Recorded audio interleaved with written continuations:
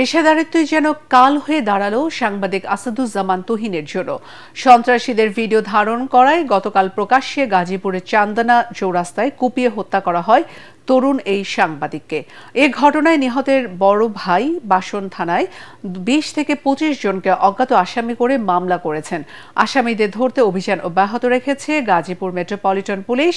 গাজীপুর প্রতিনিধি মাজহারুল ইসলাম মাসুমকে সাথে নিয়ে রিপোর্ট করছেন মনির হোসেন তপু।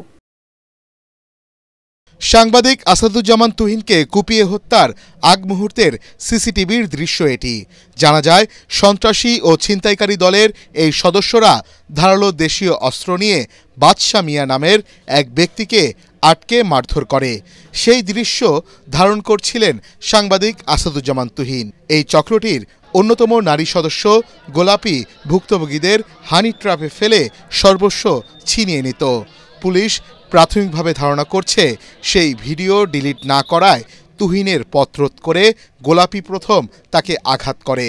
পরে সন্ত্রাসী এই গ্রুপের অন্য সদস্যরা দেশীয় ধারালো অস্ত্র দিয়ে ৪০ সেকেন্ডের মধ্যে তুহিনের হত্যা নিশ্চিত করে।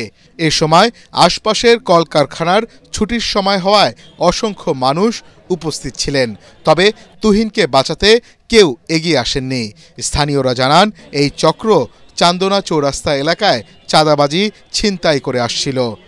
একটা মানুষ এইভাবে খুবায় না, একটা ডেনা কেটে ফালতি, হাত কেটে ফালতি, বাচ্চা থাকতো দেখতাম, দুটো বাঁচতে আমার ছোট ছোট এহলো বুঝে না। ওর মায় কান্দে, বাঁচতে কয় বাবা, আমার বাবা কই, ওরা আমি করবে ওই সান্ত্বনা দিই, ওরা বুঝে না যে বাপটা মারা গেছে।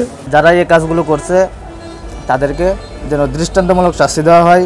সিসি ক্যামেরার ফুটেজ সংগ্রহ করে এরই মধ্যে কয়েকজন আসামিকে শনাক্ত করেছে পুলিশ। ৪-৫ জন ছেলে এসে উপর্যুপরি বাদশা মিয়াকে খুব কোপালে, এই দৃশ্যটি ওই চৌরাস্তায় অবস্থিত সাংবাদিক তুহিন তার মোবাইলে ধারণ করে।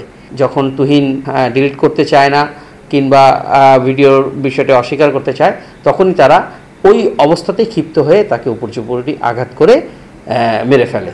নিহত আসাদুজ্জামান তুহিন দৈনিক প্রতিদিনের কাগজের গাজীপুরের স্টাফ রিপোর্টার হিসেবে কাজ করতেন। তিনি ২ সন্তানের বাবা। মনির হোসেন তপু, এটিএন বাংলা, ঢাকা।